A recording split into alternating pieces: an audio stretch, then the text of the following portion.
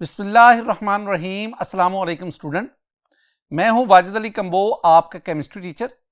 Student, हम second year chemistry में chapter 7 study कर रहे हैं। आज के इस लेक्चर में हम 3 टॉपिक्स को कवर करेंगे। स्टूडेंट, आज के इस लेक्चर में हम नॉकिंग स्टडी करेंगे, ऑक्टेन नंबर और रिफॉर्मिंग। तो आइए हम आगाज करते हैं नॉकिंग। स्टूडेंट, नॉकिंग जो है इसकी पहले डेफिनेशन और फिर कुछ 2-3 बातें, फिर मैं आपको इंटरनल कंबस्शन इंजन में नॉकिंग होती क्या है यह समझाऊंगा। पहले हम इसकी डेफिनेशन की बात करते हैं। नॉकिंग की definition student, the sharp metallic sound, sharp करख्त तेज मेटेलिक साउंड। जब किसी मेटल के ऊपर, जब लोहे के ऊपर आप कोई चीज मारते हैं तो एक आवाज आती है, that is called sharp metallic sound. produced कब? when low quality fuel burns in internal combustion engine। Internal combustion engine ऐसा इंजन जिसमें फ्यूल सिलेंडर के अंदर बर्न करता है, that is called internal combustion engine.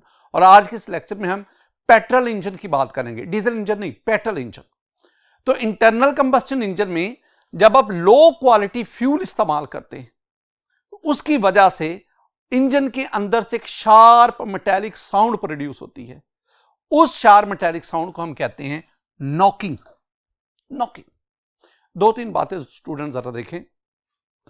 पहली बात कि गैसोलीन, जब भी मैं गैसोलीन का जिक्र करूंगा स्टूडेंट, तो गैसोलीन से मेरी मुराद है पेट्रोल। गैसोलीन जो हम फ्रैक्शनल डिस्टिलेशन ऑफ पेट्रोलियम से हासिल करते हैं, पेट्रोलियम की फ्रैक्शनल डिस्टिलेशन से जो गैसोलीन हासिल होता है, it is of low quality fuel. इसका ऑक्टेन नंबर 60 तक होता है। ऑक्टेन नंबर क्या है, इससे अगला टॉपिक हमारा ऑक्टेन नंबर है। फिलहाल आप ये ज़हन में रखें कि पेट्रोलियम की फ्रैक्शनल डिस्टिलेशन से हासिल होने वाला गैसोलीन, आई मीन पेट्रोल, ये लो क्वालिटी का होता है। इसका ऑक्टेन नंबर 60 तक होता है। अगर इसको आप इंटरनल कंबस्शन इंजन में बर्न करवाएंगे तो फिर क्या होगा? When it burns in internal combustion engine, combustion can be initiated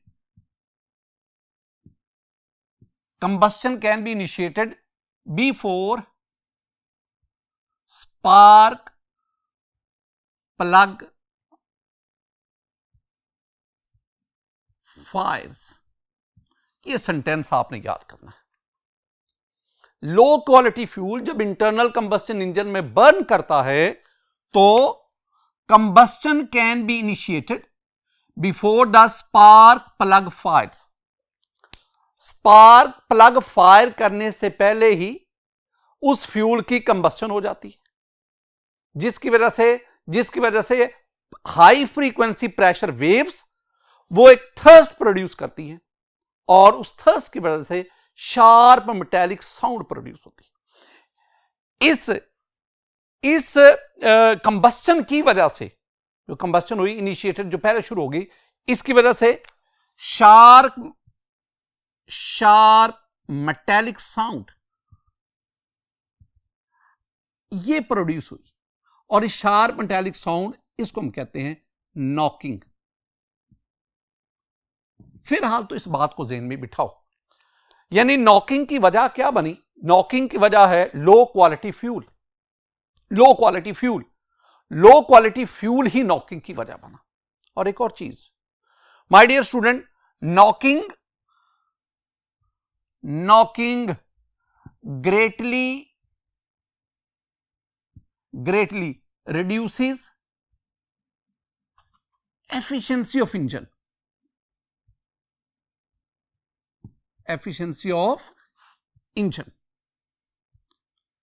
एक तो ये बात ज़हन में रखनी कि नॉकिंग की वजह से इंजन की कारकर्दगी बुरी तरह मुतासर होती है।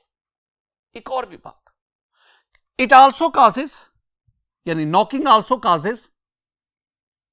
Causes damage to the cylinder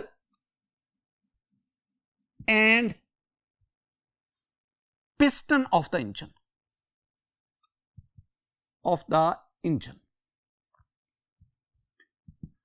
पहले मैं आपको ना वो बातें पढ़ाना चाह रहा हूं जो आपकी टेक्स्ट बुक के अंदर लिखी हुई, और टेक्स्ट बुक में नॉकिंग के बारे में इतना ही लिखा हुआ है जो मैंने आपको बता दिया। अब जरा आइए इंपॉर्टेंट पॉइंट की तरफ। स्टूडेंट, अब मैं आपको बताना चाहता हूं कि नॉकिंग होती कैसे है। जरा कंसेप्चुअली बात को समझना। पहले हम इंटरनल कंबस्शन इंजन को देखेंगे। मेरे पास ये इंटरनल कंबस्शन इंजन है। इंटरनल कंबस्शन इंजन के मुख्तलिफ हिस्से जो हमें चाहिए स्टूडेंट, इसमें ये इनटेक वॉल्व है। इस वॉल्व के जरिए फ्यूल वेपर्स और एयर का मिक्सचर हम इंट्रोड्यूस करवाते हैं। This one is the exhaust valve. Combustion के बाद जो गैसेस प्रोड्यूस होती हैं वो इस वॉल्व के जरिए बाहर जाती है। This one is the cylinder. इसके अंदर ये मूवेबल पिस्टन है। पिस्टन के साथ ये कनेक्टिंग रॉड है, और ये आपके पास आ गया शाफ्ट। इंपॉर्टेंट इसमें जो इंपॉर्टेंट है वो है ये वाला हिस्सा जिसे हम कहते हैं स्पार्क प्लग। ये मैंने आपके साथ इंटरनल कंबस्शन इंजन, हम पेट्रोल इंजन की बात कर रहे हैं, उसके वो हिस्से बताए जो आज की डिस्कशन में हमें चाहिए। अब स्टूडेंट, हम डिस्कस करते हैं पहले रेगुलर कंबस्शन कैसे होती है, regular working of internal combustion engine. अगर आप रेगुलर वर्किंग में देखेंगे तो मेरे पास ये इंटरनल कंबस्शन इंजन में ये हमने फ्यूल वेपर्स प्लस एयर इसका मिक्सचर इंट्रोड्यूस करवाया। अब ये पिस्टन ऊपर की तरफ मूव कर रहा है। जब ये पिस्टन ऊपर की तरफ मूव करता है तो ये फ्यूल प्लस एयर मिक्सचर इसको कंप्रेस करता जाता है। This one is called the compression stroke. जैसे जैसे ये कंप्रेस करता जाता है, अब ना एक वक्त आया जब स्पार्क प्लग ने स्पार्क फायर किया, जिसकी वजह से इसकी कंबस्शन हुई।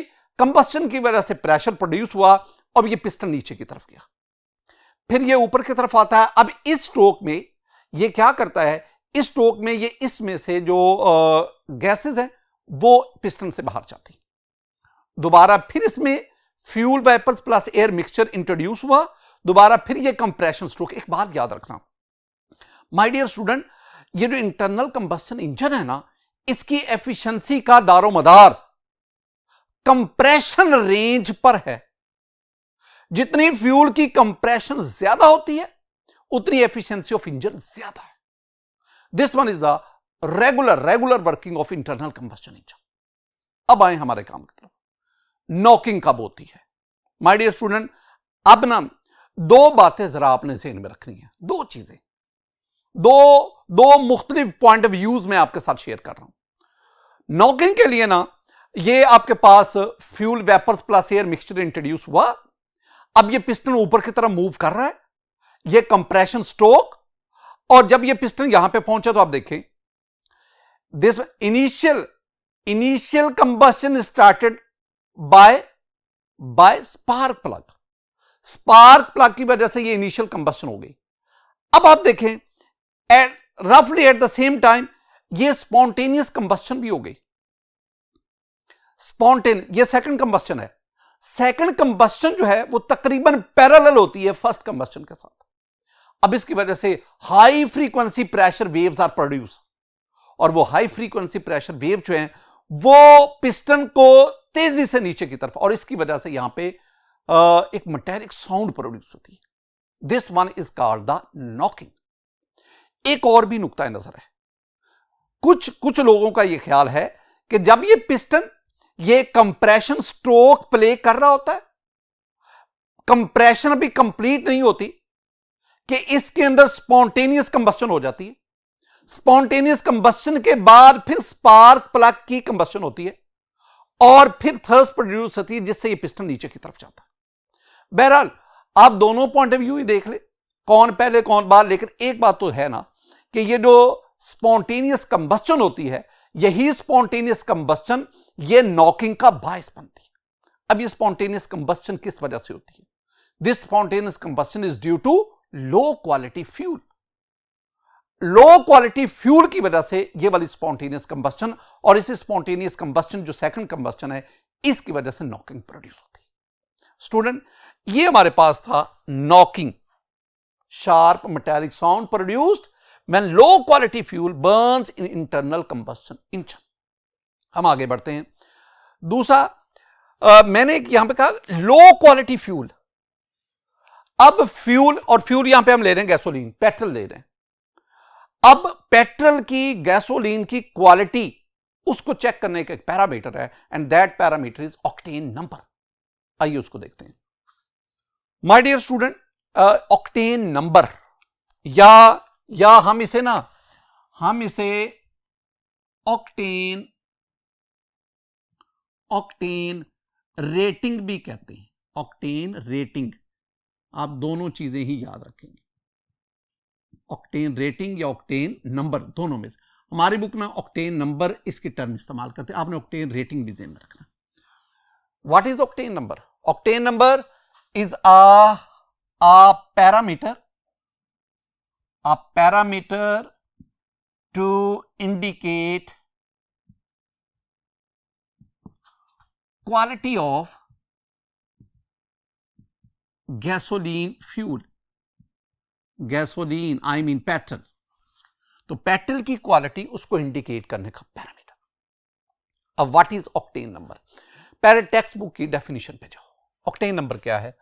The percentage of branched chain hydrocarbon isooctane. ये जो परसेंटेज है, this percentage is percentage by volume. तो the percentage of branch chain hydrocarbon isooctane in a gasoline fraction of petroleum is called octane number. octane number की definition. सबसे ज्यादा focus है कि gasoline में आइसो ऑक्टेन की percentage octane number कहलाता है, ऑक्टेन रेटिंग कहलाता है. जरा पॉइंट को समझने की कोशिश करें. मैं कहना क्या चाहता हूं? मैं कहना यह चाहता हूं कि आपके पास ये एक फ्यूल है, ये फ्यूल है. हम कहते हैं जी इसमें जो आइसो ऑक्टेन है ना, आइसो ऑक्टेन, ये है आपके पास 30%. बाकी और भी इसमें फ्रैक्शंस हैं, कंपोनेंट्स हैं. इसका जो ऑक्टेन नंबर है ना, ऑक्टेन नंबर वो होगा 30. आगे बढ़ते हैं, इसको मजीद हम डिस्कस करते हैं. स्टूडेंट, अगर किसी फ्यूल में, गैसोलीन में ऑक्टेन नंबर ज्यादा होगा तो फिर क्या होगा?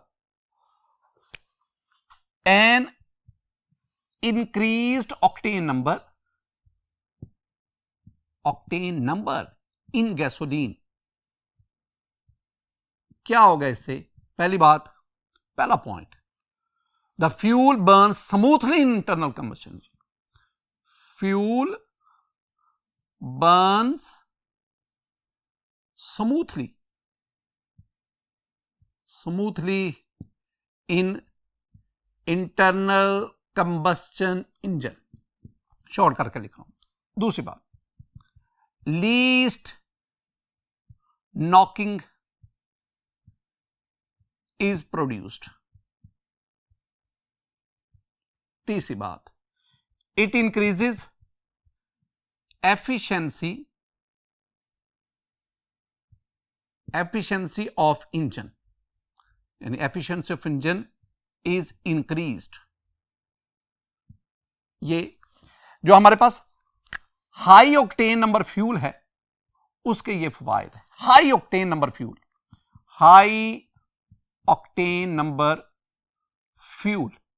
उसका ये फायदा, हाई ऑक्टेन नंबर फ्यूल. अब जरा एक इंपॉर्टेंट पॉइंट्स की तरफ आए स्टूडेंट. ये ऑक्टेन नंबर, ये कैसे इसकी रेटिंग करते हैं? इसका स्टैंडर्ड क्या है? जरा इसको गौर से समझे. माय डियर स्टूडेंट, मेरे पास ये दो प्योर हाइड्रोकार्बन है.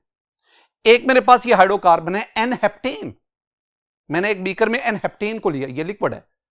एन-हेप्टेन का फार्मूला भी देखो, CH3, फिर आपके पास आगे CH2, और ये CH2 आपके पास 5 हैं, और फिर आपके पास CH3. यानी ये आपके पास स्ट्रेट चेन है, and this straight chain consist of 7 carbon atom. This one is n-heptane. जब एन-हेप्टेन ये प्योर फॉर्म में है, दूसरी तरफ हमारे पास एक और भी है, एक और हाइड्रोकार्बन है प्योर फॉर्म में, दैट इज आइसोक्टेन. आइसोऑक्टेन, जरा इसका भी फॉर्मूला आप देखें। इसमें आपने पहले 5 कार्बन की चेन बनाए, 5 कार्बन की चेन। अब आप इसकी एक साइड से नंबरिंग करें, कार्बन नंबर 1 2 3 4 5। ये जो कार्बन नंबर 2 है ना, इस पर 2 मिथाइल ग्रुप ले लें, ऊपर भी CH3 नीचे भी CH3, और ये जो कार्बन नंबर 4 है इस पर भी एक मिथाइल ग्रुप ले लें। अब बाकी जो कार्बन है उनकी वैलेंसी को आप सेटिस्फाई करने के लिए उनके साथ हाइड्रोजन लगाते जाए। तो माय डियर स्टूडेंट, ये आपके पास है आइसोऑक्टेन, और इसका जो अयोपिक नेम है वो है 2,2,4 ट्राई मिथाइल या try methyl pentane. This one is isooctane, और हमने आइसोऑक्टेन को प्योर फॉर्म में लिया। ये मेरे पास दो लिक्विड आ गए, and these are called standard liquid. Standard, ये स्टैंडर्ड लिक्विड। अब आपने काम क्या करना है, आपने इंटरनल कंबस्शन इंजन में ना पहले एन-हेप्टेन इसको इंट्रोड्यूस करवाना है, इसकी बर्निंग करवानी है, और फिर देखना है कितनी नॉकिंग प्रोड्यूस हुई। My dear student, n heptane it burns roughly in internal combustion engine. It tend to create maximum knocking. ये बिल्कुल पुअरेस्ट फ्यूल है। अब इसको जो arbitrarily it is arbitrarily given the assign the octane number 0। तो आपसे MCQ भी पूछा जाता है कि कौन सा ऐसा कंपाउंड है जिसको 0 ऑक्टेन नंबर असाइन किया गया है, तो वो आपके पास क्या है, एन-हेप्टेन, और ये मैक्सिमम यानी हाईएस्ट नॉकिंग प्रोड्यूस करता है। इसके बरक्स अगर आप इंटरनल कंबस्शन इंजन में आप आइसोऑक्टेन को बतौर फ्यूल इस्तेमाल करेंगे, it produces least knocking, it burn smoothly internal combustion engine, लिहाजा इसको आर्बिट्ररली हम as ऑक्टेन नंबर 100 असाइन करते हैं। तो मेरे पास 2 लिक्विड आ गए, एन-हेप्टेन, इसका ऑक्टेन नंबर 0 हम लेते हैं, आइसोऑक्टेन यानी 2,2,4 ट्राई मैथल पेंटेन, इसका ऑक्टेन नंबर हम 100 लेते हैं। ये 2। अब आपने क्या करना है, आपने इन दोनों लिक्विड जो है इनको मिक्स करके इनकी मुख्तलिफ कंपोजिशन वाले मिक्सचर बना लेने। अब आपने हर एक मिक्सचर को 1 बाय 1 इंटरनल कंबस्शन इंजन में यूज करके आपने हर एक की नॉकिंग को नोट कर लेना है। अब ये आपके पास मिक्सचर आ गया, it contains 80% isooctane and 20% n-heptane. What is it's octane number? It's octane number is 80। क्यों? हमने कहा है कि जो फ्रैक्शन है, जो मिक्सचर है, उसमें आइसोऑक्टेन की जितनी परसेंटेज होगी ना, वो ऑक्टेन नंबर कहलाता है। मेरे पास ये एक और फ्यूल है, ये भी इन दोनों का मिक्सचर है। इसमें 70% आइसोऑक्टेन है, 30% एन-हेप्टेन है। इसका ऑक्टेन नंबर क्या होगा? इसका ऑक्टेन नंबर जो है वो होगा 70। ऑक्टेन नंबर किस पे डिपेंड करता है? That depends upon the percentage of isooctane in a mixture that is used as a fuel in internal combustion engine. एक तो ये बात आ गई, ये तो हमने स्टैंडर्ड सेट कर दिए, और मुख्तलिफ जो हमने फ्यूल मिक्सचर बनाए, हर एक का हमने ऑक्टेन नंबर और उनकी नॉकिंग उसको नोट कर लिया। स्टूडेंट, अब आपके पास ये एक फ्यूल आ गया। अब याद रखना, ये जो पेट्रोल है, ये जो गैसोलीन है, ये पूरी दुनिया में इसकी कंपोजिशन यकसा नहीं होती, एक जैसी नहीं है, ये वेरी करती है। ये जो गैसोलीन है, इसमें मौजूद कंपोनेंट्स पूरी दुनिया में एक जैसे नहीं है, वेरी करते।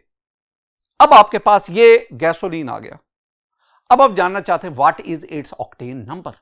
आप क्या करेंगे, आप इसको वो इंटरनल कंबस्शन इंजन जो टेस्टिंग पर्पस के लिए हमने लिया हुआ है, उसमें आप इसको इंट्रोड्यूस करवाएंगे और इसकी नॉकिंग को नोट करेंगे।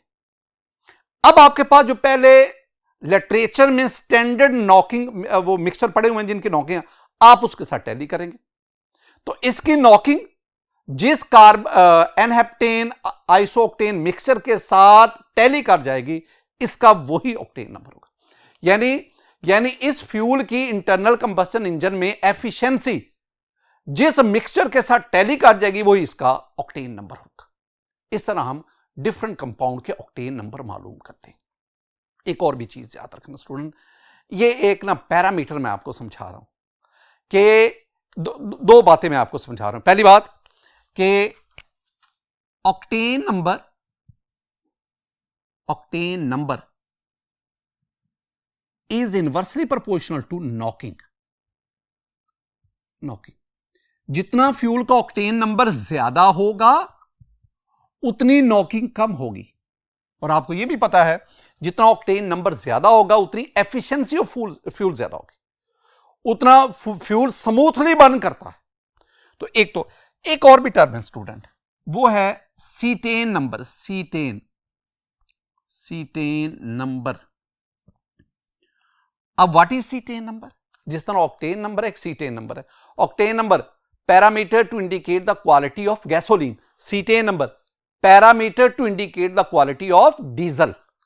ये डीजल के लिए, डीजल जिसे हम गैस ऑयल कहते हैं, उसकी क्वालिटी का पैरामीटर है। ये beyond the limit of your syllabus, इसलिए मैं सिर्फ इतना ही बोला।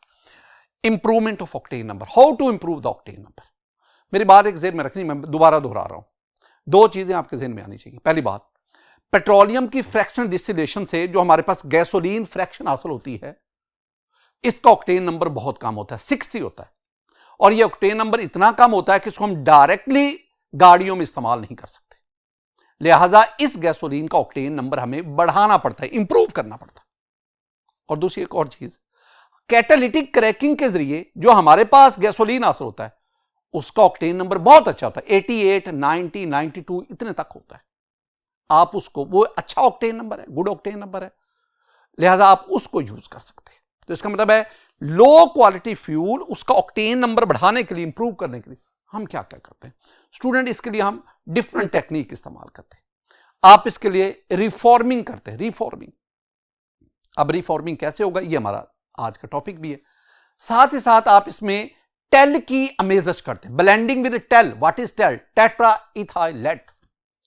आप इसके अंदर ना एरोमेटिक कंपाउंड्स, जिन्हें मैं BTX कहते हैं, बेंजीन, टोलुवीन, जाइलीन, उनको इंट्रोड्यूस करवाते हैं। तो एरोमेटिक कंपाउंड, उनकी एडिशन भी ऑक्टेन नंबर को ग्रेटली इंहेंस करती है, बढ़ा देती है। तो ये डिफरेंट टेक्निक्स हैं जिसकी मदद से आप ऑक्टेन नंबर को इंक्रीज करते हैं। इसमें हमारे सिलेबस में एक है, and that is the reforming. आइए रिफॉर्मिंग को देखते हैं। माय डियर स्टूडेंट, रिफॉर्मिंग, दोबारा फॉर्म बनाना, यानी वो प्रोसेस जिसमें हम हाइड्रोकार्बन की चेन की शक्ल दोबारा बनाते हैं। The shape of the chain, hydrocarbon chain is changed, that is called the reforming. Reforming की डेफिनेशन जो हमारी टेक्स्ट बुक पे है वो मैं आपके साथ शेयर करता हूं। देखिए, the thermal conversion of straight chain hydrocarbons into branch chain hydrocarbons, और शर्त क्या है? In the absence of air और in the presence of a suitable catalyst. ये बात है स्टूडेंट। 3-4 पॉइंट से जरा इसको देख लें। पहली बात, थर्मल कन्वर्जन। थर्मल, आप हीट करके कन्वर्ट करते हैं। थर्म जब भी आता है हीट, यानी conversion with the help of heat, by heating. किसको? Straight chain, this one is the straight chain hydrocarbon, this one is branch chain hydrocarbon. तो स्ट्रेट चेन को मैंने ब्रांच चेन हाइड्रोकार्बन में कन्वर्ट करना है बाय हीटिंग, हीट से। In the absence of air, absence of air, अगर हवा मौजूद होगी तो कंबस्टन हो जाएगी। रिफॉर्मिंग के लिए it must be insure that there should be no air, no oxygen, air oxygen. तो एब्सेंस ऑफ ऑक्सीजन। और साथ ही हमने क्या कहा कि you have to use a suitable catalyst. आमतौर पर ना जो कैटलिस्ट इस्तेमाल होता है ना, वो आमतौर पर वो प्लैटिनम इस्तेमाल होता है, और भी यूज होते हैं। तो बाज दफा ना रिफॉर्मिंग को प्लेटफॉर्मिंग भी कह देते हैं। प्लेटफॉर्मिंग, क्यों प्लेटफॉर्मिंग क्यों कहते हैं? Due to the use of platinum as a catalyst. बहरहाल ये तो इसके ना डेफिनेशन आ गई जो हमारी टेक्स्ट बुक कह रही। मैं एग्जांपल की तरफ आता हूं स्टूडेंट। मेरे पास ये एक हाइड्रोकार्बन है, जरा देखो इसमें कार्बन देखो, 1 2 3 4 5 6 7 8, 8 कार्बन है, स्ट्रेट चेन 8 कार्बन। इसका नाम क्या है? मैं इसका नाम ऊपर लिख रहा हूं, इसका नाम है एन ऑक्टेन। नॉमेनक्लेचर हम पढ़ेंगे, आपके लिए इंशाल्लाह मुश्किल नहीं रहेगा। N octane, 8 carbon, straight chain, this one is n octane. N octane का स्टूडेंट जो ऑक्टेन नंबर है ना, ऑक्टेन नंबर, वो ऑक्टेन नंबर जो है ना वो हमारे पास है इसका -20, 20 -20। अच्छा, एक बात क्लियर हो गई कि ऑक्टेन नंबर जो है ना, ऑक्टेन नंबर, स्टूडेंट ये ज़हन में रखना है कि जो ऑक्टेन नंबर होता है ना, वो 0 से कम भी होता है और वो 100 से ज्यादा भी है। मसलन ये एक हाइड्रोकार्बन है, नॉनेन, इसका ऑक्टेन नंबर -45 है। और इस तरह अगर आपके पास ये एक कंपाउंड है 2,2,3 ट्राईमीथाइल ब्यूटेन, इसका ऑक्टेन नंबर 120 तक होता है। तो ऑक्टेन नंबर जो है ना, वो 0 से कम भी होता है और 100 से ज्यादा भी होता है। ये बात ध्यान रखनी। तो इसका ऑक्टेन नंबर मैंने एन ऑक्टेन, इसका ऑक्टेन नंबर कितना है? -20। आपने इसको ट्रीट किया इन कंडीशन पर, ट्रीट करने की वजह से ये स्टेट चेन, ये ब्रांचिंग में कन्वर्ट हो गया। अब इसका नाम क्या है? इसका नाम देखना, पहले भी मैंने आपको बताया, दोबारा देखें। ये कार्बन नंबर 1 2 3 4 5, 5 कार्बन, 5 कार्बन की ये पेरेंट चेन है, इसका नाम है पेंटेन। एक सब्स्टिट्यूएंट ये आ गया मिथाइल, एक सब्स्टिट्यूएंट ये आ गया, एक सब्स्टिट्यूएंट ये आ गया, तो 3 सब्स्टिट्यूएंट है, तीनों मिथाइल हैं। कार्बन नंबर 2 पे 2 मिथाइल हैं, कार्बन नंबर 4 पे 1 मिथाइल है। तो उन कार्बन के बताएं नंबरिंग 2 2 4, कार्बन नंबर 2, फिर कार्बन नंबर 2, फिर कार्बन नंबर 4, इन पे ट्राई मेथल कह लो, मिथाइल कह लो, और पेरेंट चेन क्या थी? Pentane. Student, this one is called isooctane, हम इसे आइसोऑक्टेन कहते हैं। और इसका जो ऑक्टेन नंबर है ना, वो अभी हम पीछे डिस्कस करके हैं, इसका ऑक्टेन नंबर हमने लिया है 100। तो आपने क्या किया? आपने ये रिफॉर्मिंग की है।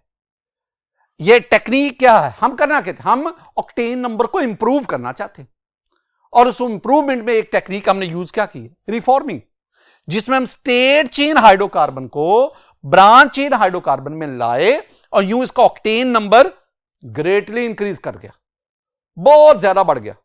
और इसमें जो जो कंडीशन थी, हीट, थर्मल कन्वर्जन हुई, absence of air to avoid the combustion, and use of a catalyst, suitable catalyst, आमतौर पर प्लाटिनम।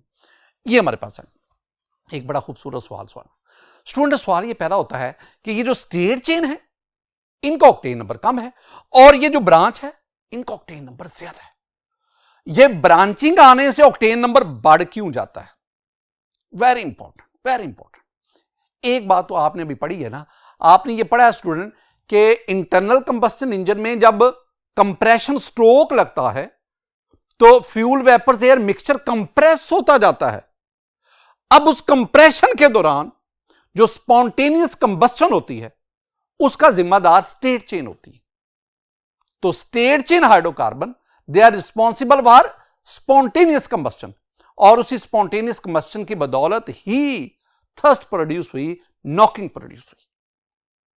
एक चीज देखें स्टूडेंट, अगर मेरे पास ये एक स्ट्रेट बैलून हो, इसको मैं दोनों तरफ से कंप्रेस करूं, प्रेशर इस पे डालूं दोनों तरफ से, तो जब मैं प्रेशर इस पे डालूंगा ना, तो ये कंप्रेस्ड फॉर्म में जाकर ये बस्ट कर जाएगा। इसके बरक्स अगर ये मेरे पास ब्रांचिंग बैलून्स हो, तो इसको मैं कितना ज्यादा कंप्रेस कर रहा हूं, लेकिन कंप्रेशन के बावजूद ये बड़ी मुश्किल से इनकी बस्टिंग हुई। क्या कहना चाह रहा हूं? कहना यह चाह रहा हूं कि ये जो स्ट्रेट चेन है, ड्यूरिंग कंप्रेशन इनकी जल्दी कंबस्टन हो जाती है, और ये जो ब्रांचिंग है, इनकी ड्यूरिंग कंप्रेशन यानी कंप्रेशन स्ट्रोक के दौरान इनकी कंबस्टन मुश्किल से होती है, देर से होती है। पूरा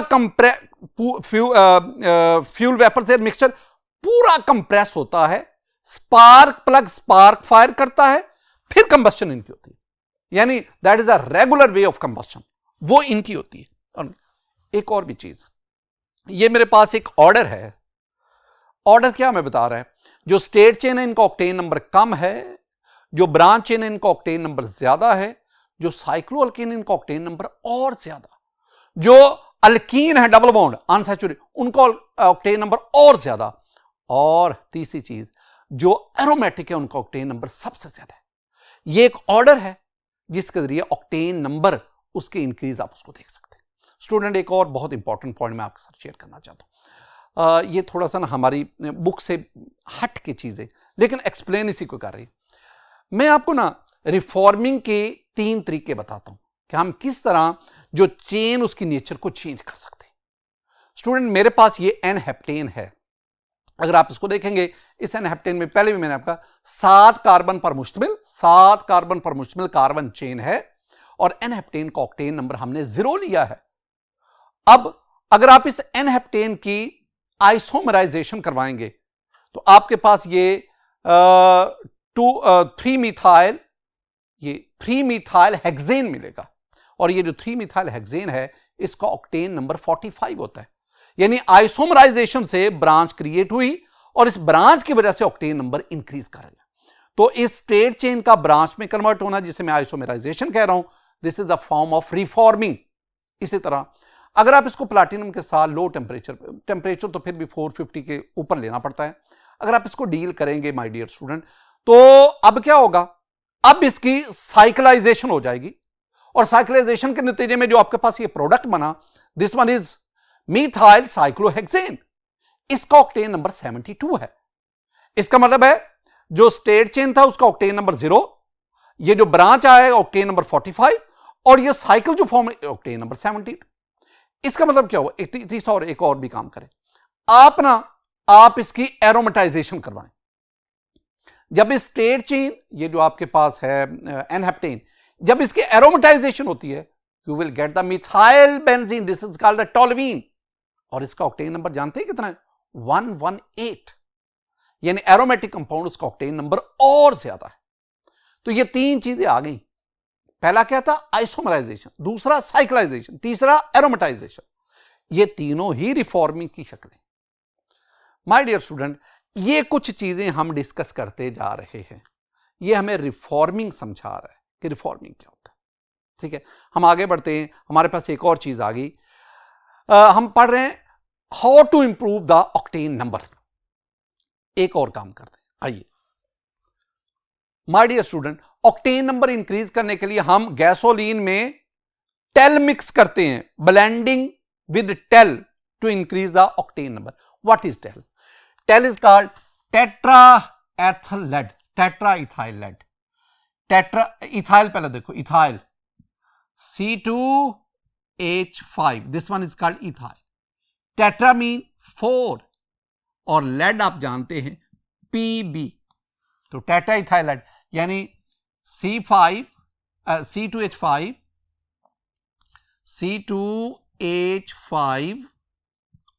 इथाइल, और ये कितने हैं, ये हैं 4 और साथ आपके पास क्या आ गया, Pb। Student, this one is tetraethyl lead. Tetraethyl lead, this one is knock inhibitor, जो नॉकिंग को रोकता, इनहिबिट रोकने वाला, जो नॉकिंग को रिड्यूस करता है। इट रिड्यूसेस नॉकिंग, कैसे? By increasing octane number. यानी when we eat TEL in gasoline, its octane number is increase, और जिसकी वजह से इट रिड्यूसेस द नॉकिंग कम हो जाती है। अच्छा, इसमें एक चीज देखनी है, जब हम टेल को गैसोलीन में ऐड करते हैं और ये कंबस्टन इंजन के अंदर जब इसकी कंबस्टन होती है ना, तो ये हमारे पास ना ये जो लेड है Pb, इसने चारों तरफ इथाइल के साथ, ET मीन इथाइल, इसने चारों तरफ इथाइल के साथ एक वीक बॉन्ड बनाया हुआ है, वीक बॉन्ड। ये जो जब कंबस्टन होती है तो ये वीक बॉन्ड यहां से टूट जाता है। इस टूटने की वजह से ये इथाइल ग्रुप जो है ये फ्री हो गया, और इथाइल ग्रुप जो है that retard the process of combustion, इसलिए वो स्पॉन्टेनियस कंबस्टन नहीं हो पाती, ये रेडिकल मैकेनिज्म कहता है। और यही वजह है कि इसके ऐड करने की वजह से नॉकिंग वो कम हो जाती है, इसलिए हम इसे कहते हैं this one is knock inhibitor. लेकिन एक प्रॉब्लम है, डिसएडवांटेजेस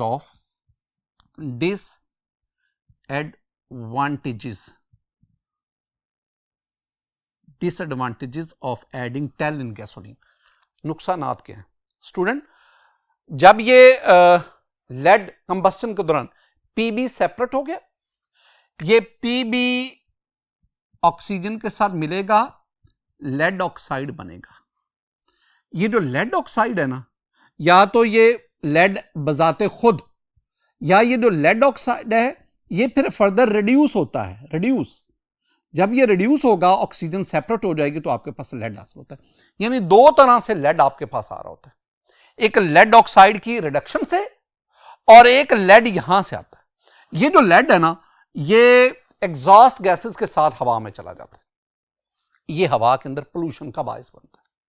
खासतौर पर ये जो इन्फेंट चिल्ड्रन है ना, ये जो शीरख्वार बच्चे हैं, उनमें ये मेंटल रिटार्डेशन और ब्लाइंडनेस का बायस बनता है, अंधेपन का, और उनकी मेंटल रिटार्डेशन उसका बायस बनता है। कहते हैं कि वो ऐसे बच्चे, ये एक्सपेरिमेंट हुए ना, रिसर्च हुई और पता चला कि ऐसे बच्चे जो हाईवेज की सराउंडिंग में रहते हैं, उनका आईक्यू लेवल, उनकी मेंटल ग्रोथ कम होती है, and it is due to the presence of lead in the atmosphere. इसको वो इनहेल करते हैं और ये जब ब्लड में शामिल हो जाता है, ये डायरेक्ट जाकर ब्रेन डेवलपमेंट उसको अफेक्ट करता है, आईक्यू लेवल, और साथ ही साथ ये अंधेपन का बायस बनता है।